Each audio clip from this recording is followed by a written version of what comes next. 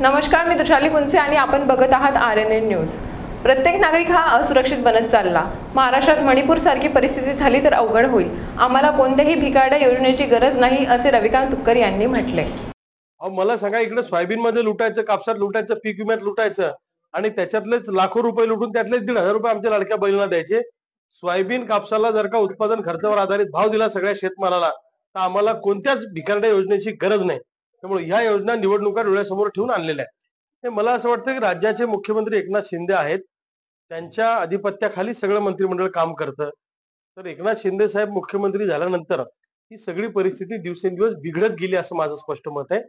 आणि एकनाथ शिंदेंनी शेतकऱ्यांच्या आत्महत्या वाढवण्यामध्ये पण त्यांचं धोरण चुकीचं ठरलेलं आहे आणि राज्यातली कायदा सुव्यवस्था बिघडण्यासाठी सुद्धा त्यांचं धोरण चुकीचं ठरलेलं आहे।